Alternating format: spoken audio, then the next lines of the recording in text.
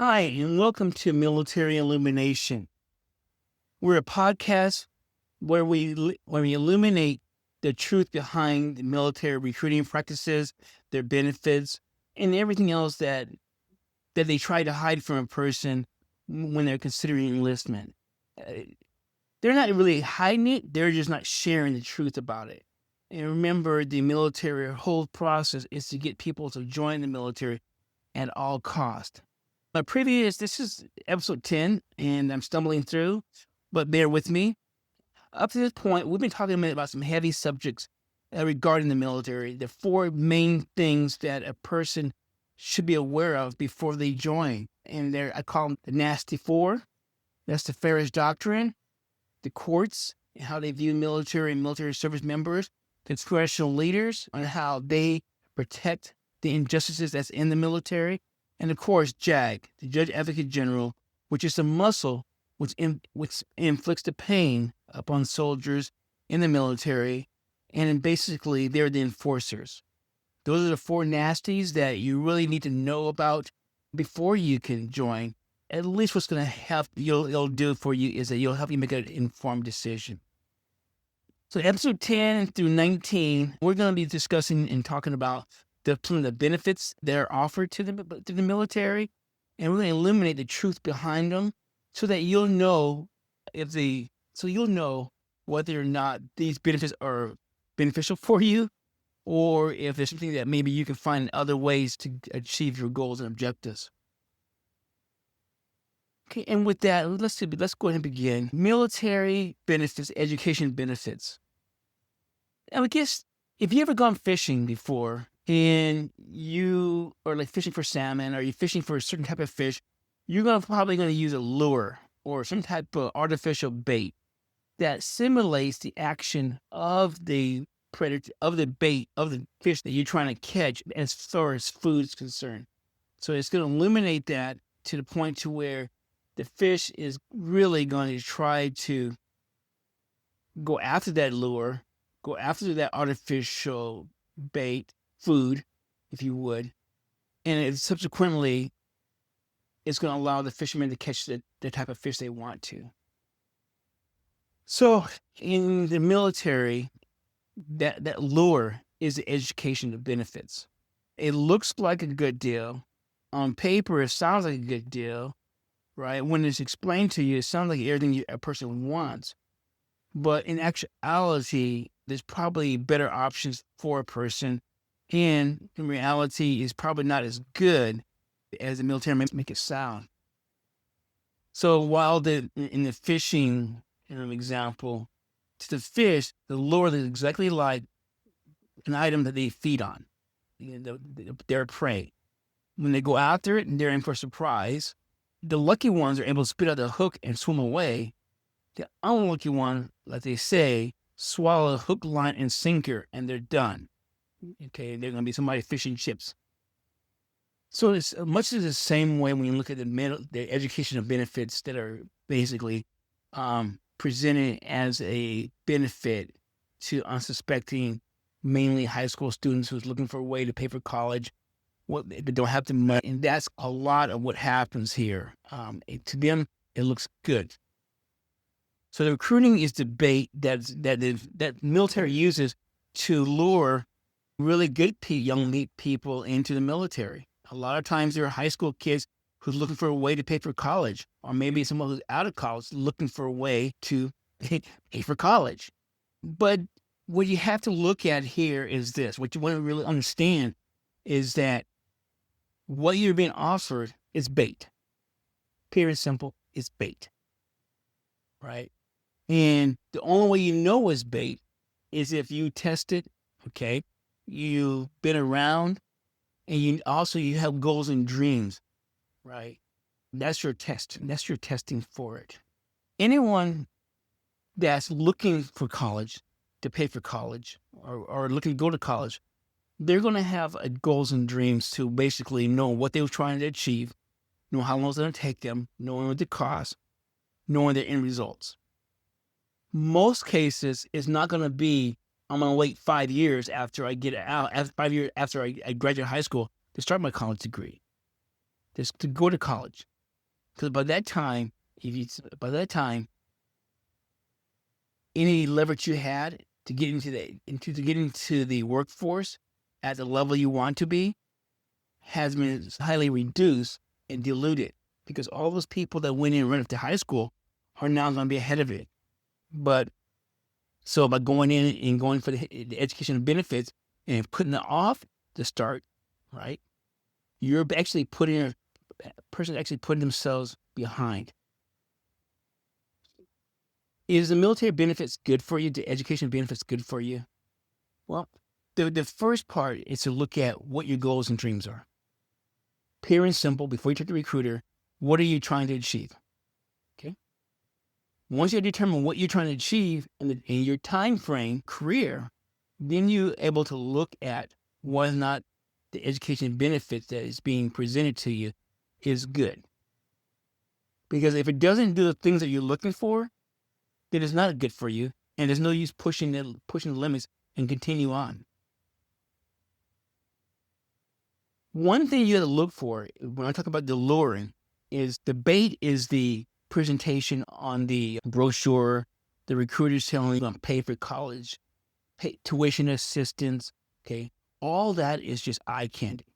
It's to say, okay, I'm going to get this. No problem. Yes, sign me up.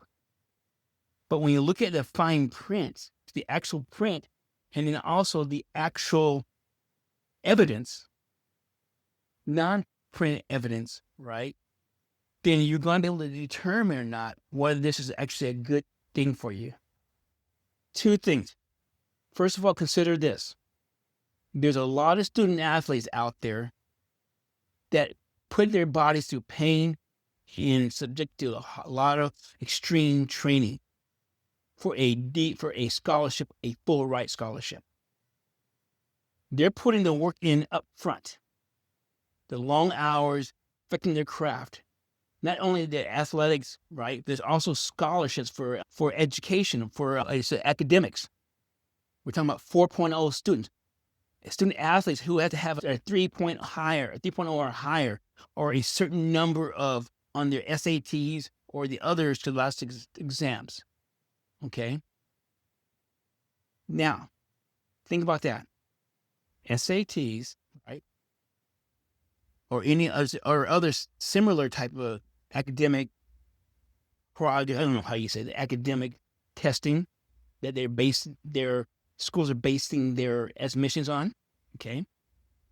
You got to be in the top 1% of whatever you do as far as athletes. Top 1% to get the full ride scholarships. Then as you reduce that, it depends on as you tumble down the food chain, only a certain amount of money will be provided. Eventually, it's just going to be grants and stuff. Okay. So now you're saying, okay, I'm going to take this person, this student athlete, this academic scholar, this musician phenom, right, who has put these times in, who's got the grade point average of 4.0, between 3.5 and 4.0, who are competing for these scholarships, the 1%.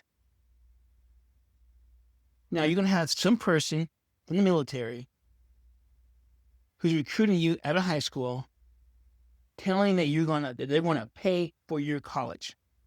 And what do you bring? What do most people who go in the military bring to the table? Absolutely nothing. I don't mean to put them down, but chances are their GPA is going to be hovering at 3.0, be straining for 3.0. Okay. They're not going to be high on their SATs. A lot of them are in impoverished areas. A lot of them are low-income families. A lot of them want to do something, but they can't as far as money is concerned because the family can't afford it. I'm not putting people down for where they're at socially. What I'm saying is this. Think about it. Are they going to take some person, a student, with just pushing at 3.0, nothing else going for them, and pay for their college? If that's the case, then why isn't everybody going to the military? Think about that. Why aren't they busting the doors down? That's the fine print when you think about it globally, when you think about it from the sense of common sense, right?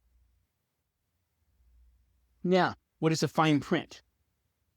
The fine print on those brochures that most people will not look at, it will say VA, Veterans Administration. Okay. First of all, a military recruiter is going to make a student feel like that that branch is going to pay for their college. They're going to pay for the tuition assistance. Okay. And once again, tuition assistance is different than a scholarship, than paying for it. That's another thing. But the Veterans Administration is the ones that are actually administering the funds for these different programs. It isn't the 4 branches. Yeah, I will not mention the 4 branches because that's like poison. Okay, I'm not going to give them that free press. The other thing that when they talk about, so first of all, it's the administration. Okay. Second thing, fine print, is talks about going to pay for it. Okay. In my part 2, I'm going to go into more detail. I'm getting ahead of myself here. Okay. What I want you to know is this: recruiting with the education benefits is bait. It's a lure. Okay. Second thing is you got to understand, you got to have goals and dreams that matches up 100% with what the military is trying to achieve for you. You know, are you willing to push your goals and dreams back 5 years, 8 years? Okay, because that's what's going to require if you did that with the military, because you got to serve your time first. It's very important that you know what you want. A person has to know what they want, and then be honest with themselves. Is when they look at it, what their military is offering, if it doesn't match up, then be willing to walk away. Be willing to hang up the phone, disconnect your phone, put the military do not call list, right? You'd be willing to do that. Understand this. I mentioned before, top 1% of the athletes and scholars in the education system compete for scholarships. Okay? Nothing is free. You're either going to pay in the front end or you're going to pay in the back end. Nothing is free. Okay? Military education system benefits is exactly that. It's just bait. Okay, so I'm going to bring this all together. I'm going to bring this all to a close. I'm going to share my story, and that's going to be a lot of what I do, mainly because I've been through this, not only with my friend who's get this whole thing started with me digging in almost 30 years ago, but also I'm a veteran, okay? Everything that has enlightened me based on what's happened with the National Guard, Washington National Guard, helped me reflect back on my military career. And I can see, wow, it was a disaster. I didn't see it as a bait. My goals and dreams, I wasn't solid on. I knew what I wanted very loosely. I didn't read the fine print, which basically means that you're in the military, you're serving in the military, you're a soldier. I don't want to say that word. You serve. That's bottom line is. Okay? And then there's a point of knowing what I wanted. And nothing's free. My story? Before I get started, I had a good career. It wasn't until the tail end that I started seeing the light. And I started saying, oh my goodness, this is worse than I even thought it was going to be. And I was a non-commissioned officer. I was E6, about 9 years in. But anyways, I went to the recruiter. My whole goal was, I come from a poor family. My dad was in the Navy, so with 10 brothers and sisters, we're poor. Our Christmases and Thanksgiving came in boxes. And he was a sailor. He served. We were on food stamps, whatever. I know he said, I ain't even having so many kids. And I said, then you're a sailor. You're going to come back and be horny anyways. But anyways, I went to the recruiter. I think the first thing would say is that I was trying to avoid a test. I was working at Burger King late night, 1, 2 o'clock in the morning. Come back. We're supposed to have a test that day in San Diego. And I was so tired. And they said if anyone would go take the ASVAB test, they would they wouldn't have to worry about the testing, whatever. So that was like a win situation. I always knew that, and that's how they got me connected to the system. I always knew I wanted to go to college. I always knew that. In the middle child out of 10, that was my goal. But if people around me, and that wasn't their goal for me, I was just supposed to graduate and go to the military. But I've always wanted to I always wanted a college degree. It was either San Diego State University or New Mexico Military Institution at the time for me. I knew I didn't have the money, of course, and I knew my brothers who went in all got shift jobs. And one was supply, one was a clerk, one was correction. They all had shift work. So then it was like a regular job for them. So I told the real recruiter that I want to go to school at night. I wanted shift work. I wanted a job where I could go to school at nighttime. And he assured me, first it was a missile MOS, which they had around the clock, which was shift work. Then he changed that up for me. So he's going to put me in where he needed me. It was communications. He showed me a picture. I always remember this to this day. In the picture had the guy with these computer things, a big old computer board, had a shirt and tie on. And I said, yeah, that's what I wanted to do. That's what I wanted. That was my baby. So I enlisted. I went in and come to find out that tactical meant you're in the field of law. That's what tactical in front of my communication designation was. So then when I got to my unit, when I tried to go to school, I had to have the permission of my commanding officer, my company commander, which he didn't give me because I was just a private. So here I was, first of all, in a unit, in a job where 90% of my life is spent away from the base, okay? We're always moving around. At that point in time, it was from February to November. We're in and out of different things. And I couldn't go to school. And that was at a time where they didn't have a whole lot of online stuff. It was corresponding courses, but that didn't work out. So I saw the light and I was sad. It was a lot. I had taken the bait, hook, line, and sinker, and that was it. And I eventually, I'm a disabled vet. Because of my injuries, they pay for some of my education. I'll give it that later on. But instead of starting out when I was 18, I had started out a little bit later. I did go, as I went through ranks, I was able to go take some classes here and there, but military service always came first. So sometimes I had to drop classes because there were commitments.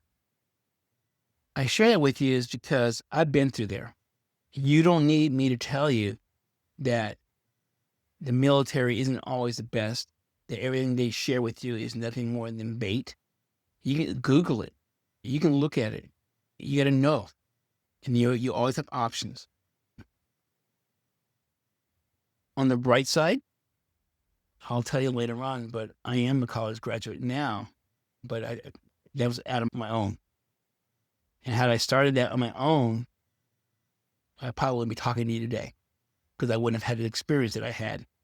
So therefore, I have to admit that I was meant to be where I was at, to be here where you're at. Okay? We're all about uncovering the truth here in Military Illumination. I share stories and also options. Okay? I thank you for just listening and understanding that 3 things I want to leave you with is that know what you want, read the fine print, and be willing to walk away. You have options, especially if you're a high school student. You have options. You have more options than you could even realize. Okay. Anyways, I'll talk to you again later. Episode 11 is going to be Education Benefits Part 2. The devil is in the details. Come back and see me later. Have a great day.